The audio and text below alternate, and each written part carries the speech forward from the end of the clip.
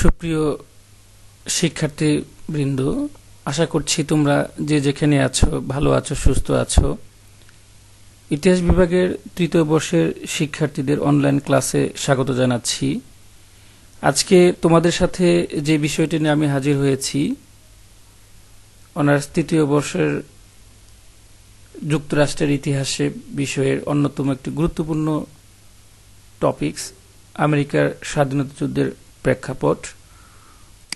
উপস্থাপনায় আছি আমি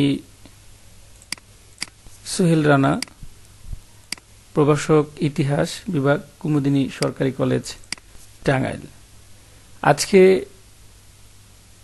এ বিষয়ে পাঠ শেষে আমরা যা শিখব, আমেরিকার স্বাধীনতা যুদ্ধ সম্পর্কে জানব, আমেরিকার স্বাধীনতা যুদ্ধের কারণ ও প্রেক্ষাপট সম্পর্কে জানব। প্রিয় শিক্ষার্থীবৃন্দ, আমেরিকার স্বাধীনতা যুদ্ধের ইতিহাস দীর্ঘ সময়ের ইতিহাস। আমি এখন তোমাদের সাথে সেই বিষয়ে বিস্তারিত কথা বলবো। আজকে আমরা যে যুক্তরাষ্ট্র দেখছি তা পূর্বে এমন ছিল না। অনেকে হয়তো তোমরা মনে করে থাকবে নিউ ইয়র্ক, ক্যালিফোর্নিয়া, ক্যারোলিনা মনে হয় যুক্তরাষ্ট্র নামক দেশের এক একটি শহর। যেমন আমাদের কাছে মনে হতে পারে চট্টগ্রাম, বরিশাল, খুলনাকে আমরা যেমন বুঝে থাকি। আসলে তেমনটা নয়। এই এক একটি শহরই এক একটি দেশ। এমন 50টি দেশের সমন্বয়ে বর্তমান যুক্তরাষ্ট্র, যাকে আমরা বলি স্টেট।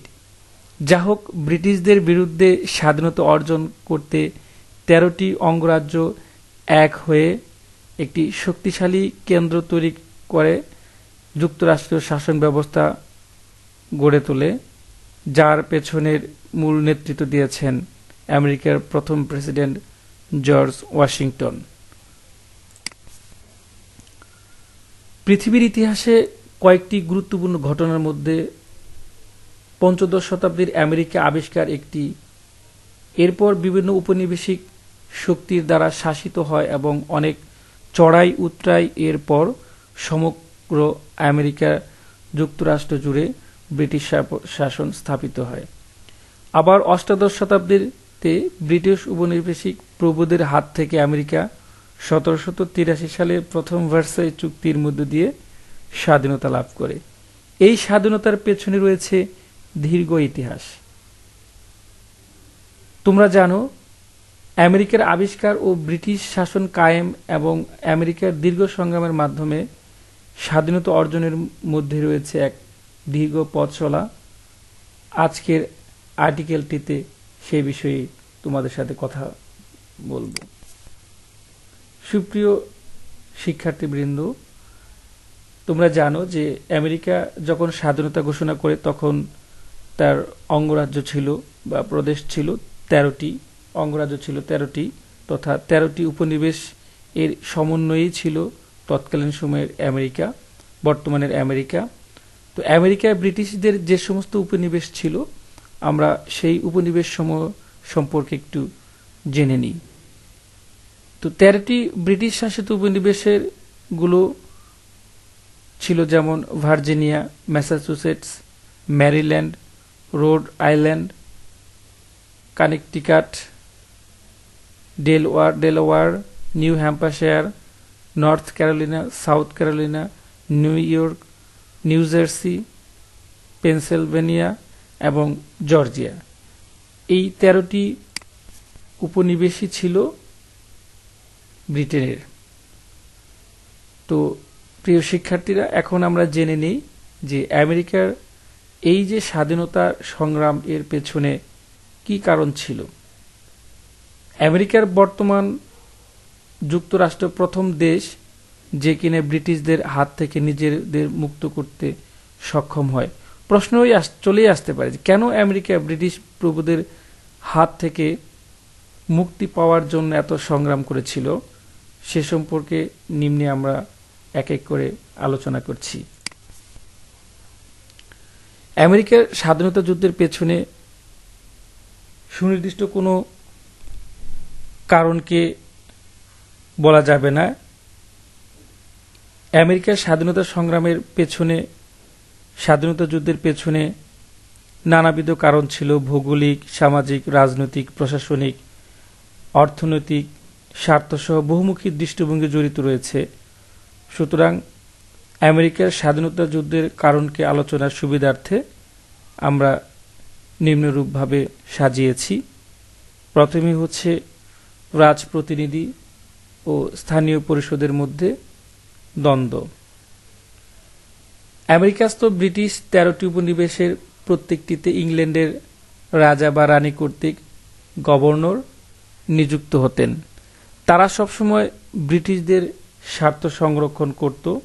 তো ব্রিটিশদের স্বার্থ যেহেতু সংরক্ষণ করত, ফলে স্থানীয় প্রশাসনের সাথে যারা জড়িত ছিল, যারা প্রশাসক ছিল, তো তাদের সাথে সবসময় এই বিষয় নিয়ে দ্বন্দ্ব, সংঘাত সবসময় লেগেই থাকতো। কারণ ব্রিটিশ রাজা বা গভর্নর কর্তৃক যারা গভর্নর হতেন, তারা কখনোই স্থানীয় পরিষদের সাথে কোনো বিষয়ে শেয়ার করে কাজ করতেন না।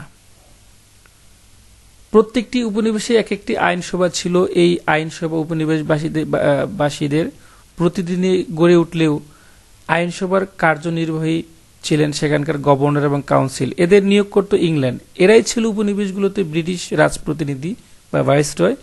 ফলে প্রায়ই গভর্নর ও আইন পরিষদের মধ্যে কলহ লেগেই থাকত। গণতান্ত্রিক মনোভাবাপন্ন উপনিবেশবাসীরা মনে করত যে ইংল্যান্ড এরূপ শাসন ব্যবস্থার মাধ্যমে তাদের আত্মনিয়ন্ত্রণ অধিকার খর্ব করেছে।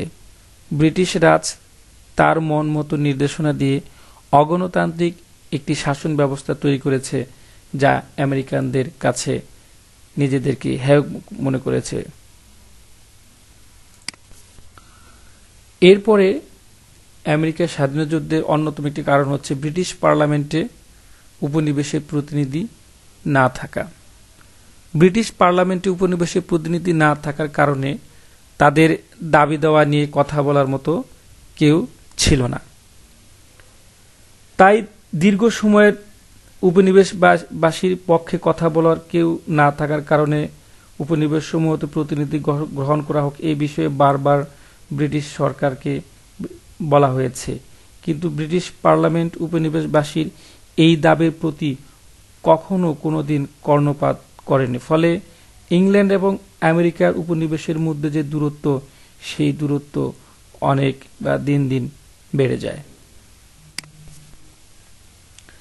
আমেরিকার স্বাধীনতা যুদ্ধের পেছনে সবচেয়ে গুরুত্বপূর্ণ একটি কারণ হচ্ছে উপনিবেশবাসীর মধ্যে তথা আমেরিকার জনগণের মধ্যে জাতীয়তাবোধের উন্মেষ। ঐতিহাসিকদের মতে ইংল্যান্ড হতে আমেরিকার দূরত্ব এবং উপনিবেশিকদের মধ্যে জাতীয়তাবাদের উন্মেষ আমেরিকার স্বাধীনতা যুদ্ধের অন্যতম একটি কারণ।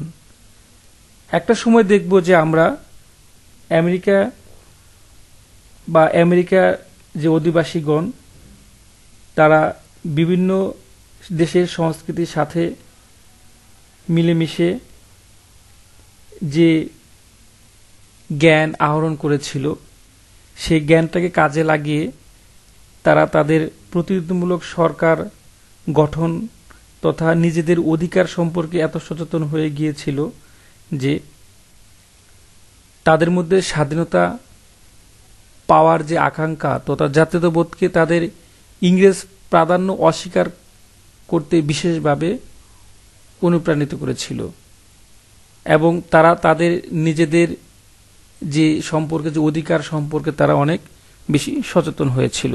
সুতরাং তাদের এই জাতীয়তাবোধ মূলত এই স্বাধীনতা যুদ্ধের অন্যতম একটি কারণ। ব্রিটিশ সরকারের অদূরদর্শী শাসন। আমেরিকা স্বাধীনতা যুদ্ধের পেছনে শিক্ষার্থীরা তোমরা নিশ্চিতভাবে জেনে থাকো যে এর জন্য অনেকাংশে ব্রিটিশ সরকার নিজেরাই দায়ী। তাদের যে অদূরদর্শী শাসন এবং ভ্রান্ত নীতি, এতে কোনো দ্বিমত নেই। বিশেষ করে রাজা তৃতীয় জর্জ এবং প্রধানমন্ত্রী গ্রেনভিল এমন কিছু সিদ্ধান্ত, এমন কিছু নীতি গ্রহণ করে যা উপনিবেশবাসীকে আরও বেশি খেপিয়ে তোলে। তো প্রথমে আমরা আসি, রাজা তৃতীয় জর্জ বেশ কিছু ভ্রান্ত নীতি গ্রহণ করেছিলেন। তো আমরা দেখব যে 1760 সালে রাজা তৃতীয় জর্জ সিংহাসনে আরোহণ করেন এবং সিংহাসনে আরোহণ করেই তিনি অভ্যন্তরীণ এবং বৈদেশিক নীতিতে এমন কিছু পরিবর্তন নিয়ে আসেন, বিশেষ করে রাজশক্তির প্রভাব বৃদ্ধি করার জন্য। তো আমরা দেখব যে রাজশক্তি এত বেশি শক্তিশালী করতে গিয়ে আমেরিকার জনগণ সেটাকে অনেক বেশি বিক্ষিপ্ত হয়। তো যেহেতু তিনি রাজশক্তিকে প্রাধান্য দিয়েছেন, ফলে সাধারণ জনগণের কথা তথা উপনিবেশবাসী সাধারণ জনগণের কথা তিনি কখনোই মনে রাখেনি। বিশেষ করে ফ্রান্স এবং ইংল্যান্ডের মধ্যে যে সংগঠিত সপ্তবর্ষব্যাপী যুদ্ধের শেষ দিকে ব্রিটিশ সরকার উপনিবেশের বাণিজ্য তৈরি ও গুদামঘর তল্লাশি করার জন্য ইংরেজ কর্মচারীদেরকে ক্ষমতা প্রদান করে। এই অভিযোগে যে উপনিবেশের ব্যবসায়ীরা গোপনে শত্রুপক্ষের সঙ্গে ব্যবসা বাণিজ্যে লিপ্ত আছে, যা আমেরিকাতে প্রচন্ড রকম অসন্তোষের সৃষ্টি করে। এরপর আমরা দেখব যে প্রধানমন্ত্রী গ্রেনভিল তিনি বেশ কিছু ভ্রান্ত নীতি বা বেশ কিছু নীতি গ্রহণ করেছিলেন, যা উপনিবেশ বিশেষ করে আমেরিকার জনগণ এটাকে সহজভাবে মেনে নিতে পারেনি। তার মধ্যে অন্যতম হচ্ছে অ্যাডমিরাল কোড গঠন। উপনিবেশের জনগণ চোরাচালানের সঙ্গে জড়িত এই অভিযোগে চোরাকারবারি বন্ধ করে উপকূল রক্ষণাবেক্ষণে বোস্টনে নৌবাহিনী নিযুক্ত করেন।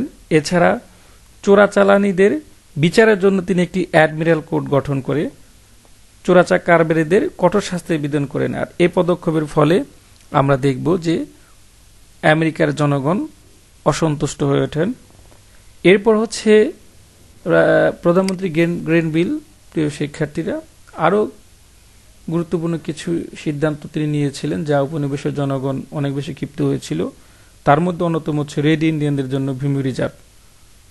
প্রধানমন্ত্রী গ্রেনভিল 1763 সালে রেড ইন্ডিয়ানদের জন্য ভূমি রিজার্ভ ঘোষণা করা, যা উপনিবেশের জনগণ সেটাকে কখনোই সহজভাবে মেনে নিতে পারেননি। বিশেষ করে অ্যাপোলোচিয়ান জলবিভাজকের পশ্চিম দিকের ভূখণ্ডে শ্বেতাঙ্গদের জন্য প্রবেশ নিষিদ্ধ করা হয় এবং এতে করে পশ্চিমাঞ্চলের ব্যবসায়ীগণ দারুণভাবে রুষ্ট হন। এছাড়াও প্রধানমন্ত্রী গ্রেনভিল এরপর আমরা দেখব যে প্রধানমন্ত্রী রবার্ট ওয়ালপুল 1733 সালে সুগার অ্যাক্ট নামক একটি আইন ঘোষণা করে, যে আইনে বলা হয়েছিল যে উপনিবেশের জনগণের জন্য যে সমস্ত গুড় এবং চিনির যে চাহিদা রয়েছে, এই সমস্ত চিনির চাহিদা মেটানোর জন্য উপনিবেশের ব্যবসায়ীগণ ফ্রান্স এবং স্পেন অধিকৃত ওয়েস্ট ইন্ডিজ হতে সস্তা দরে ও লাভজনকভাবে চিনি বা গুড় আমদানি করত। কিন্তু একমাত্র ব্রিটিশ ব্যবসায়ীদের নিকট হতে আমেরিকার ব্যবসায়ীরা যাতে এই গুড় বা চিনি ক্রয় করে, সেজন্য ব্রিটিশ প্রধানমন্ত্রী রবার্ট ওয়ালপুল 1733 সালে মোলাসেস অ্যাক্ট বা সুগার অ্যাক্ট প্রণয়ন করে। তো এই আইন পাশ করার পর আমরা দেখব যে ইংল্যান্ড ছাড়া ফ্রান্স ও স্পেন অধিকৃত অঞ্চল হতে আমেরিকায় গুড় বা চিনি আমদানি করা নিষিদ্ধ করা হয়। অথচ এসব স্থান হতে গুড়, চিনি ইত্যাদি আমদানি করা ছিল বেশি লাভজনক ও সাশ্রয়ী। তো গ্রেনভিল ধারণা করেছিলেন যে এই খাতে বা এইভাবে যদি চিনি আমেরিকায় বিক্রি করা যায় তাহলে সেখান থেকে প্রচুর পরিমাণে লাভ হবে। কিন্তু এটা ছিল তার ধারণা বা এটা তার লাভের ব্যাপার থাকতে পারে। প্রিয় শিক্ষার্থীরা, তোমরা জেনে রাখো যে সেটা হয়তো বা ইংল্যান্ডের জন্য সঠিক ছিল, কিন্তু আমেরিকার জনগণের জন্য এটা কখনোই সঠিক ছিল না, কারণ এখানে প্রচুর পরিমাণ অর্থের প্রয়োজন হয়েছিল এবং এই সমস্ত ব্যবসা বাণিজ্য আমেরিকার ব্যবসায়ীরা খুব সাধারণভাবে করতে পারেনি, সেটা তোমরা বুঝতেই পারছো। এরপর হচ্ছে প্রধানমন্ত্রী গ্রেনভিলের আরেকটি নীতি, কারেন্সি অ্যাক্ট।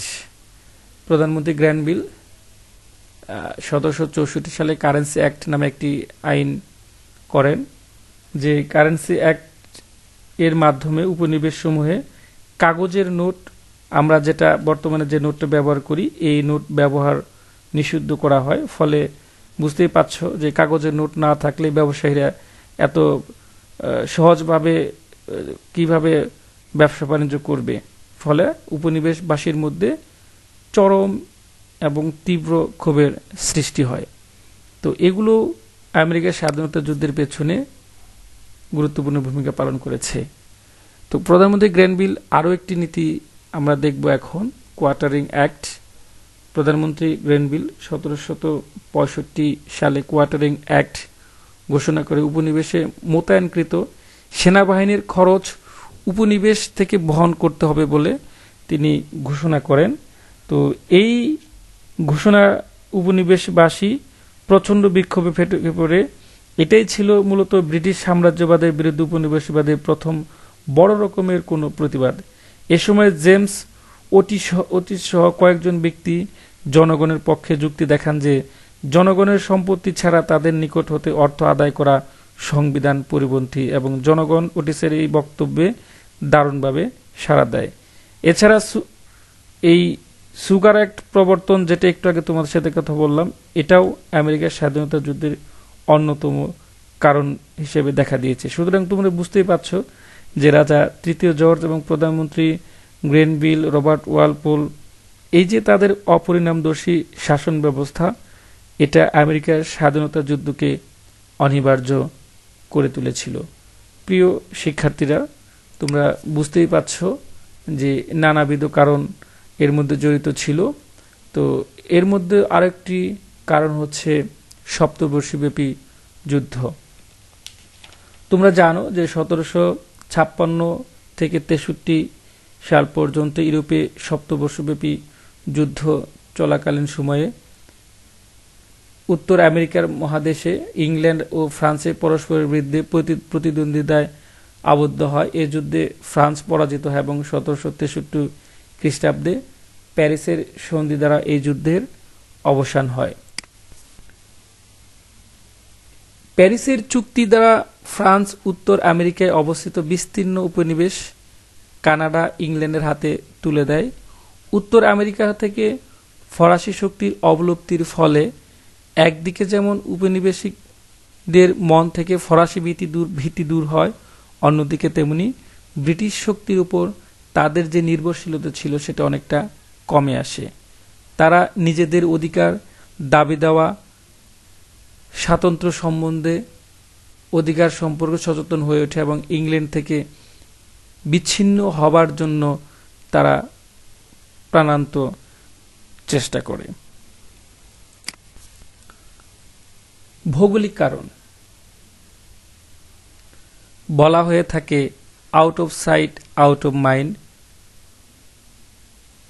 তো আমরা দেখব যে সুদূর প্রায় 3000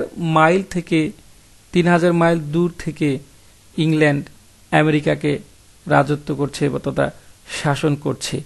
এই দূরত্ব কবিদের ভাষায় বলতে হয়, এই দূরত্ব তাদের মনেরও দূরত্ব তৈরি করেছিল।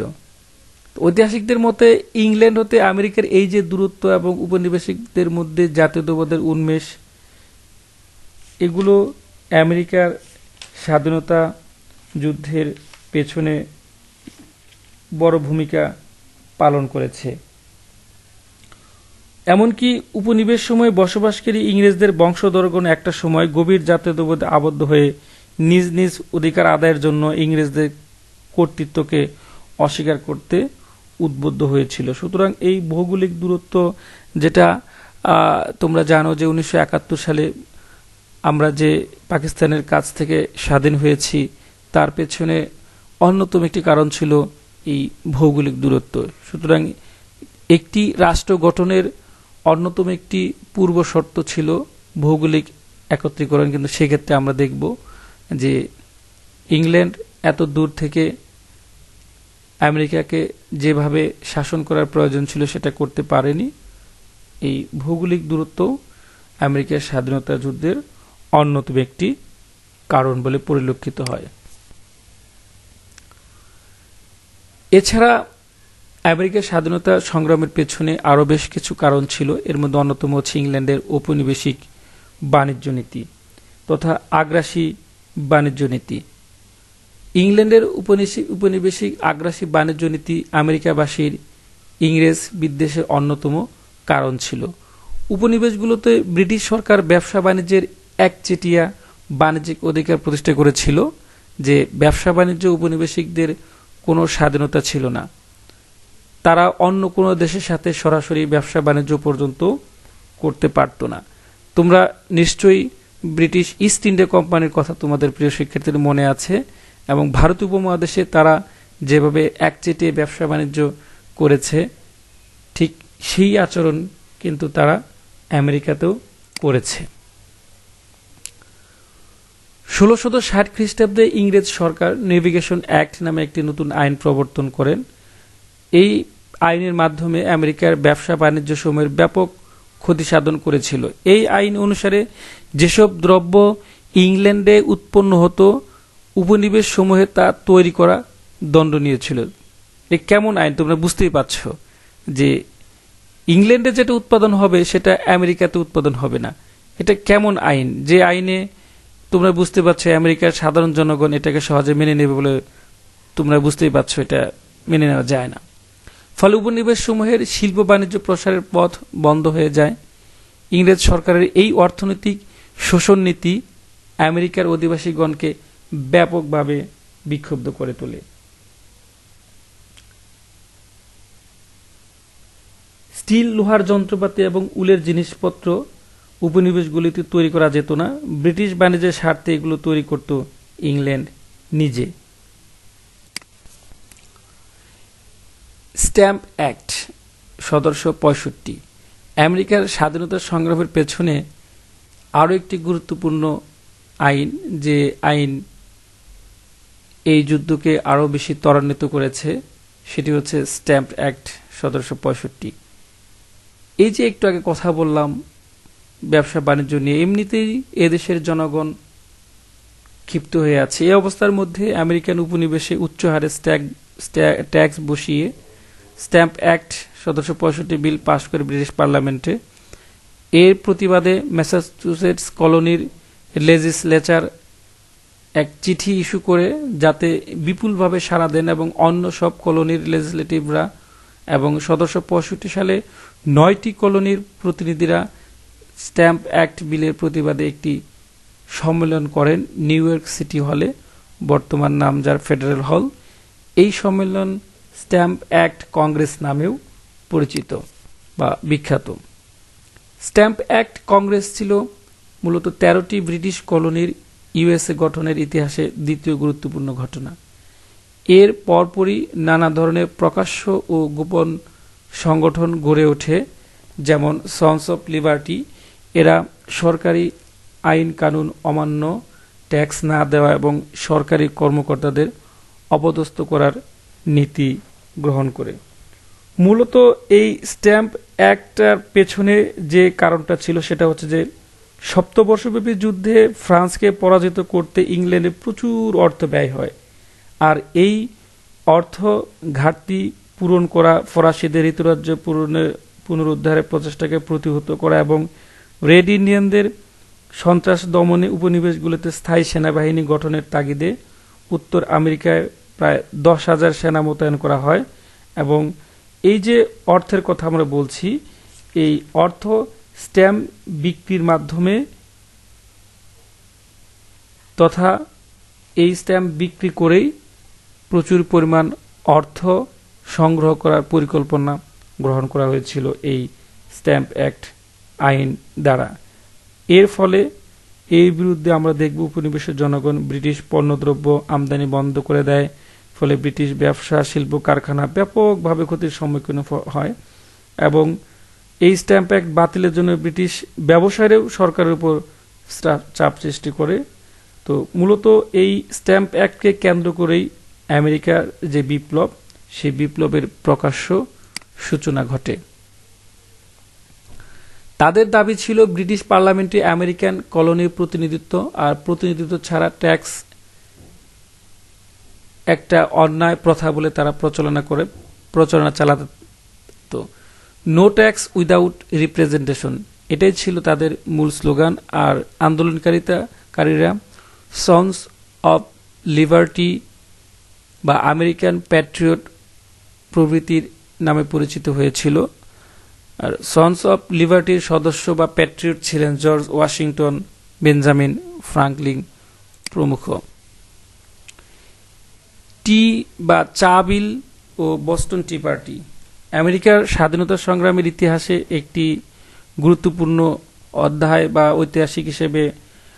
ঐতিহাসিক একটি ঘটনা, সেটি হচ্ছে টি বিল বা বস্টন টি পার্টি। 1773 সালে ব্রিটিশ পার্লামেন্ট চা আইন বা টি অ্যাক্ট বিল পাশ হয়। এই আইনে ব্রিটিশ কোম্পানিগুলো চা রপ্তানি করতে পারত এক্সপোর্ট বা আমদানি শুল্ক ছাড়াই বা এক্সপোর্ট ট্যাক্স ছাড়াই। কিন্তু আমেরিকান কলোনির সন্স অফ লিবার্টি বা প্যাট্রিয়টরা ব্রিটিশ চা গ্রহণ করেনি, কারণ এই চা বাণিজ্যের পুরো সুযোগটা নিয়ে যেত ব্রিটিশ এজেন্টরা, যারা আমেরিকান কলোনিতে স্থায়ীভাবে বসবাস করত না। ফলে তোমরা বুঝতেই পারছ প্রিয় শিক্ষার্থীরা যে কিভাবে আমেরিকার ব্যবসায়ীরা ক্ষতিগ্রস্ত হয়েছে। তারা কয়েকটি জাহাজকে ফিরিয়ে দিয়েছিল, তবু বোস্টন বন্দরে একটি জাহাজ চা খালাসের পায়তারা করলে প্যাট্রিয়টরা তা সম্পূর্ণ সাগরে সেই পোতলাগুলো, প্যাকেটগুলো, চায়ের যে প্যাকেটগুলো ছিল ফেলে ধ্বংস করে দেয়। এই ঘটনা আমেরিকা এবং ব্রিটিশ ইতিহাসে বোস্টন টি পার্টি 1773 নামে বিখ্যাত। বোস্টনের সে সময়ের জনপ্রিয় রাজনীতিক জন অ্যাডামস পরবর্তীতে এই ঘটনাকে সমর্থন করেন এবং একে সর্বাধিক যুগান্তকারী বলে ঘোষণা করেন। আমেরিকান রেভলিউশনারি ওয়ার নামে পরিচিত মার্কিন যুক্তরাষ্ট্রের স্বাধীনতা যুদ্ধ আধুনিক স্বাধীন দুনিয়ার প্রথম স্বাধীনতা যুদ্ধ। এই যুদ্ধ নানা দিক দিয়ে তাৎপর্যপূর্ণ। এই যুদ্ধের মধ্য দিয়ে পৃথিবীর কোনো একটি দেশের সব মানুষ নিজেদের সব দিক দিয়ে বিকশিত করার সুযোগ পেতে থাকে। এই যুদ্ধের মধ্য দিয়েই ধর্মীয় কঠোরতা মুক্ত একটি বিপুল পরিসর সমাজ স্বাধীনভাবে জ্ঞান চর্চার পথ তৈরি করতে সক্ষম হয়। 20 শতকে জ্ঞান বিজ্ঞানের সব শাখায় শিখরে পৌঁছানো এই দেশের ইতিহাস ইউকে তথা ইউরোপের ইতিহাসের সাথে এক সূত্রে গাঁথা। এদেশের মানুষ প্রায় 99% বহিরাগত, যারা মাত্র 400 বছর আগে কলম্বাসের হাত ধরে প্রধানত ইউরোপ থেকে এসে কালে কালে এখানকার স্থায়ী অধিবাসী হয়েছে এবং নিজেদের স্বতন্ত্র, উন্নত, সবল জাতি হিসেবে প্রতিষ্ঠিত করেছে। প্রিয় শিক্ষার্থীরা, এতক্ষণ আমেরিকার স্বাধীনতার যুদ্ধের প্রেক্ষাপট নিয়ে তোমাদের সাথে শেয়ার করলাম। তোমরা বুঝতেই পারছো যে আজকে যে তোমরা আমেরিকা, যে দেশের নাম শুনলে তোমাদের মনে একটু লোভ জন্মে যে আমেরিকা যদি একটু দেখতে পেতাম তাহলে কতই না ভালো লাগতো। সেই আমেরিকাকেও কিভাবে সেই স্বাধীনতা সংগ্রাম করে, যুদ্ধ করে দেশকে স্বাধীনতা হয়েছে এবং কঠোর পরিশ্রমের মাধ্যমেই সেই জাতি আজ বিশ্বের সুপার পাওয়ার হয়েছে। সেই বিশ্বের সবচেয়ে সেই সুপার পাওয়ার, সেই জাতির স্বাধীনতার যে পেছনের যে ঘটনা, সেটা আমি স্বল্প পরিসরে অনলাইন ক্লাসে তোমাদের সাথে শেয়ার করলাম। এর আশা করছি এটা তোমাদের কিছুটা হলেও উপকৃত হবে। তোমরা সবাই ভালো থেকো। আজকের মতো এখানেই শেষ করছি। আগামী ক্লাসে কোনো এক ক্লাসে তোমাদের সাথে নতুন কোনো বিষয় নিয়ে আবারও হাজির হব। সে পর্যন্ত সবাই ভালো থেকো। আল্লাহ হাফেজ।